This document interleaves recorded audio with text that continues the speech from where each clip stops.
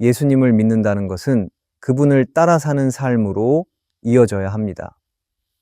그냥 교회 다니고 예배 드리는 것으로 충분하지 않습니다.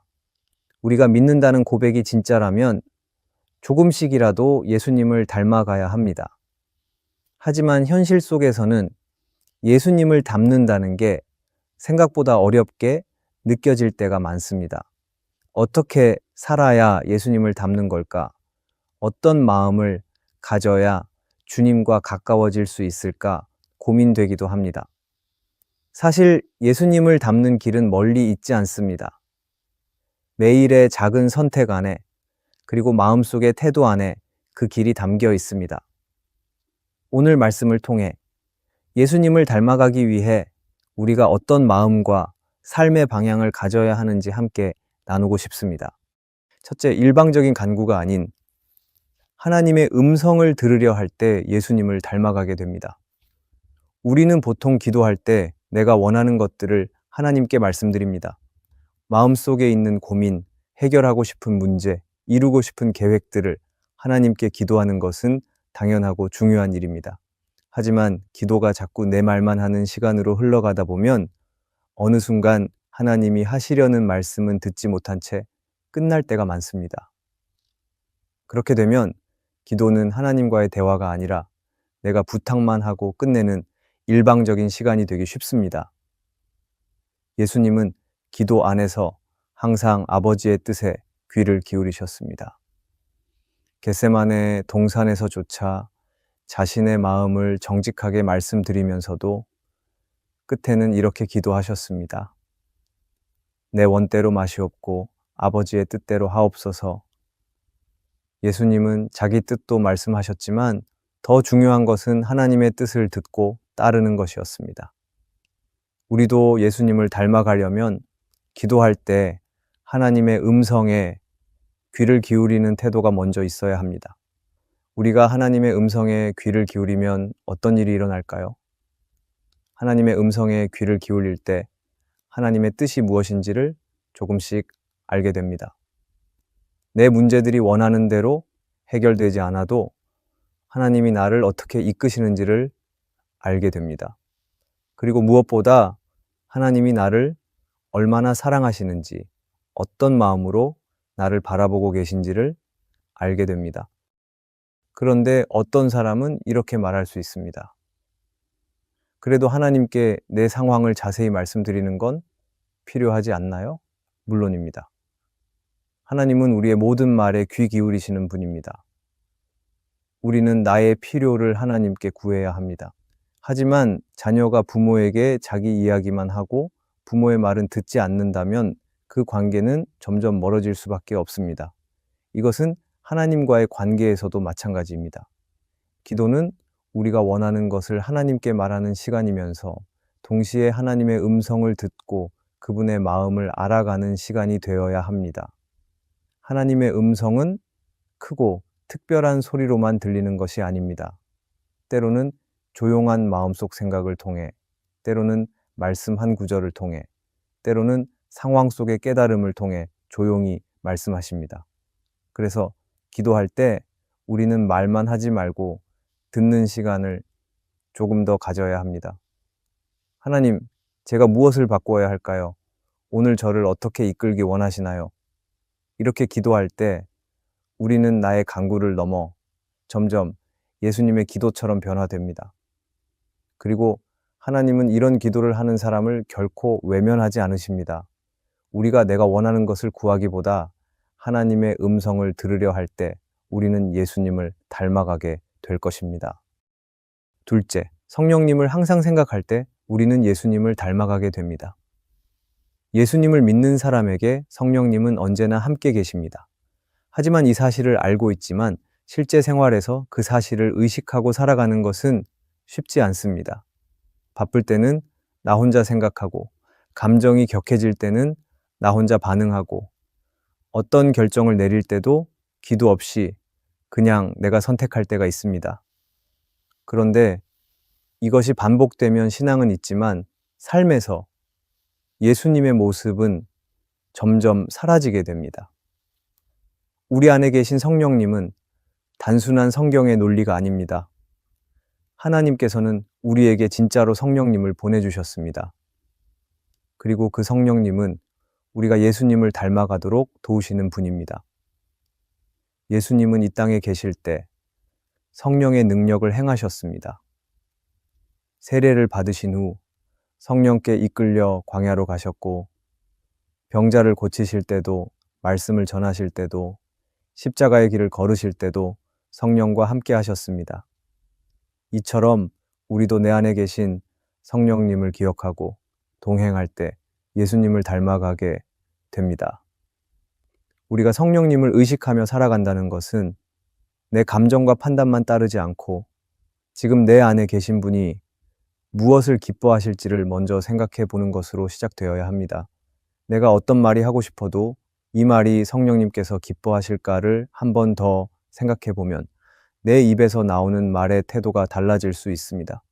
감정적으로 바로 행동하려 할 때 성령님은 지금 나에게 무엇을 원하실까라고 묻는다면 나의 선택은 조심스럽고 겸손해질 수밖에 없습니다. 어떤 사람은 이렇게 말할 수도 있습니다. 성령님이 내 안에 계신 건 알지만 성령님을 계속 생각하고 살 수는 없잖아요. 이것은 맞는 말처럼 들릴 수 있습니다. 하지만 우리가 사랑하는 사람을 의식하면 말과 행동이 달라지듯 성령님과의 관계도 사랑의 관계로 바라보아야 합니다.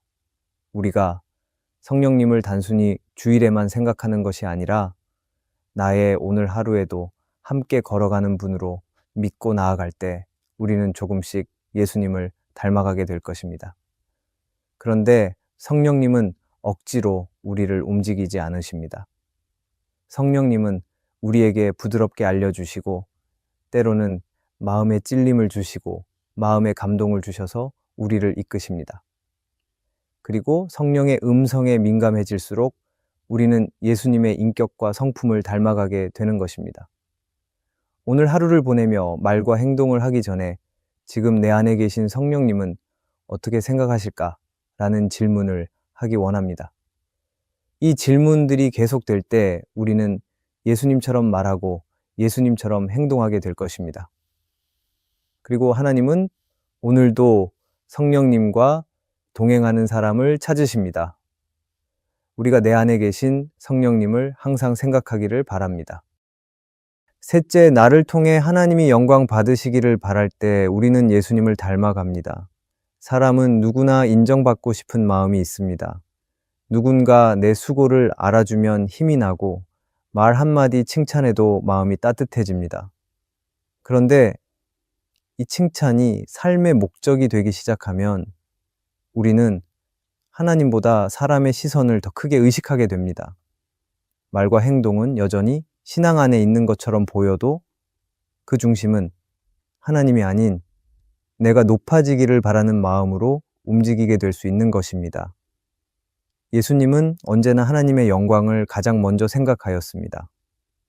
사람들 앞에 설 때도, 기적을 행하실 때도, 심지어 십자가를 지시는 순간에도 예수님은 자신의 영광을 구하지 않으셨습니다. 요한복음 17장에서 예수님은 이렇게 기도하였습니다. 아들을 영화롭게 하사 아들로 아버지를 영화롭게 하게 하옵소서. 예수님이 지신 십자가는 인간적으로는 가장 수치스러운 자리였지만 예수님은 그 자리에서 하나님의 영광이 드러나기를 바라셨습니다. 자신이 짊어진 고통의 무게보다 아버지의 뜻이 이루어지는 것이 먼저였고 자신의 평안보다 하나님의 기쁨이 더 중요했습니다. 이처럼 우리가 하나님의 영광을 우선시할 때 우리는 예수님을 닮아가게 됩니다.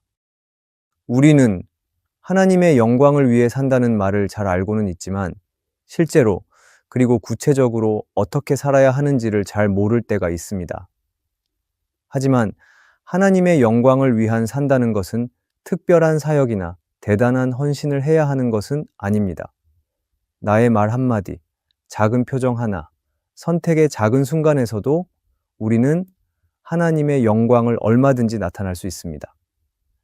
예를 들어 누가 보고 있지 않은데 그 순간 내가 정직을 택하는 것, 내가 손해를 보더라도 정직하게 행동하는 것, 누군가를 도와주는데 나의 수고를 알리려 하지 않는 것, 이 모든 것이 하나님께 영광이 되는 삶이 되는 것입니다.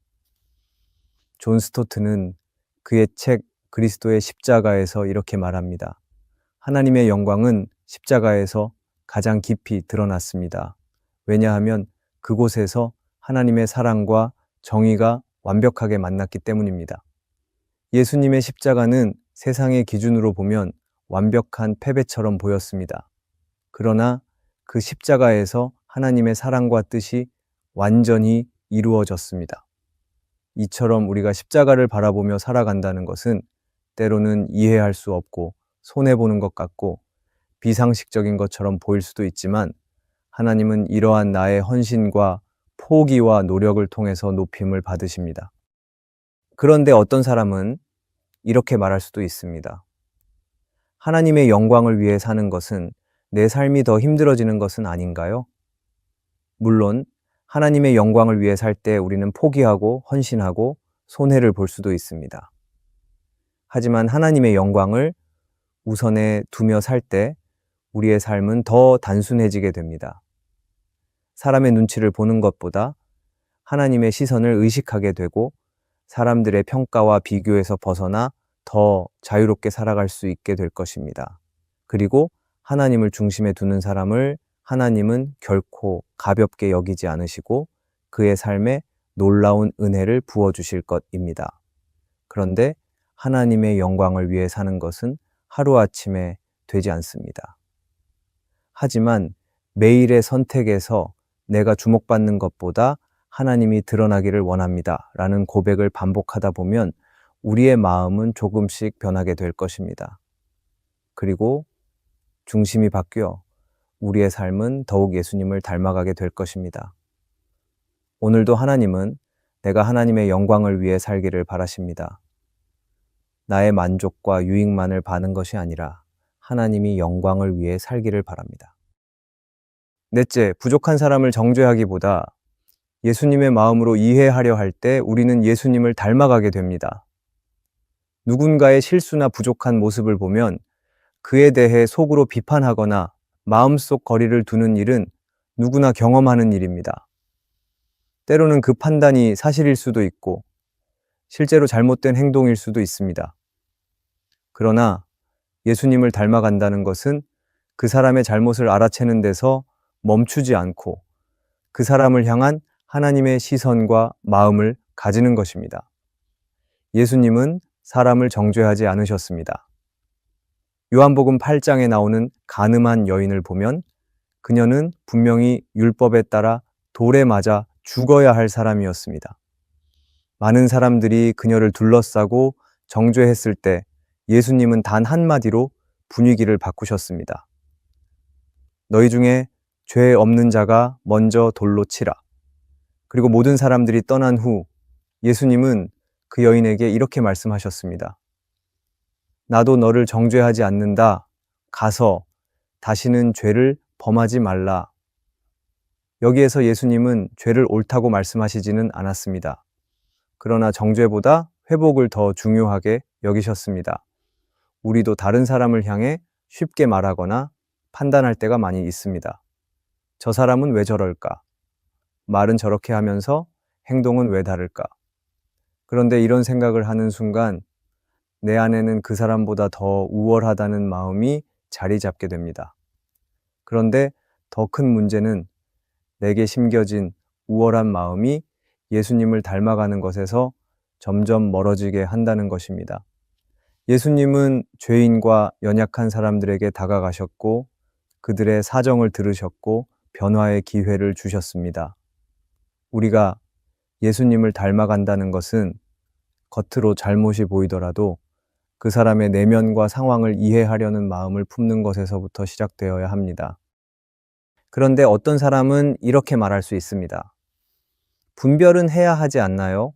옳고 그름은 가려야 하지 않습니까? 물론입니다. 잘못을 잘못이라고 보는 것은 필요합니다. 그러나 그 잘못을 지적하는 방식이 상대를 무너뜨리는 정죄로 이어지면 그것은 예수님의 방식과는 다른 길이 됩니다. 예수님은 분명하게 진리를 말씀하셨지만 진리는 항상 사랑 안에서 전해졌습니다. 정죄는 사람을 멀어지게 만들지만 이해는 그 사람을 변화할 수 있는 자리로 이끌 수 있습니다. 그럴 때 우리의 모습을 돌아보기 원합니다. 우리 주변에는 연약한 사람이 많이 있을 것입니다. 믿음이 부족해 보이는 사람, 쉽게 낙심하는 사람, 행동이 미숙한 사람들이 있을 것입니다. 그리고 때로는 그 모습이 답답하고 반복되어 보일 수 있습니다. 하지만 우리가 예수님의 마음을 가지기를 바랍니다. 먼저 완전하지 않고 부족한 우리를 품어주신 예수님의 사랑을 기억하기를 바랍니다. 예수님은 우리가 매번 같은 실수를 반복해도 인내하셨습니다. 그런 사랑을 받은 우리는 다른 사람에게도 같은 마음을 품어야 합니다. 그런데 우리가 상대방의 부족함을 이해한다는 것은 상대의 잘못을 무시하거나 실수를 덮고 넘어간다는 뜻이 아닙니다. 상대방을 이해하는 것은 그의 잘못을 알면서도 하나님께서 그 사람을 어떻게 바라보실지를 먼저 생각하는 태도를 가지는 것입니다. 그리고 그 시선으로 상대방을 바라보려는 나의 노력에서 우리는 예수님을 조금씩 닮아가게 되는 것입니다. 하나님은 오늘 내가 부족한 사람을 정죄하기보다 예수님의 마음으로 이해하기를 원하십니다. 그렇게 정죄가 아닌 사랑의 마음을 가지고 예수님을 닮아가기를 바랍니다. 우리가 예수님을 닮는 것은 멀리 있지 않습니다. 예수님을 닮는 일은 완벽함이 아니라 방향을 바르게 잡는 것입니다. 지금 이 자리에서 다시 주님을 바라보고 한 걸음씩 예수님을 따라가려 할 때 우리는 점점 예수님을 닮아가게 될 것입니다. 오늘도 예수님을 바라보고 예수님을 따르고 예수님을 닮아가는 모두가 되기를 바랍니다. 오늘의 말씀이 은혜가 되셨다면 댓글에 아멘이라고 적어주시면 감사하겠습니다. 여러분들이 남겨주시는 댓글은 정말 큰 힘이 됩니다. 그리고 여러분들이 눌러주시는 좋아요와 구독도 큰 힘이 됩니다. 오늘도 함께 해주셔서 감사합니다. 기도하겠습니다. 하나님, 예수님을 닮고 싶습니다. 내 뜻이 아니라 주님의 음성을 듣는 사람이 되게 하여 주시옵소서. 사람보다 하나님을 높이게 하시고 정죄보다 이해하는 마음을 주시옵소서. 예수님의 마음을 품고 살아가는 우리를 통해 하나님 영광 받아주시옵소서. 우리의 삶이 그리스도의 향기를 나타내게 하여 주시옵소서. 예수님의 이름으로 기도합니다. 아멘.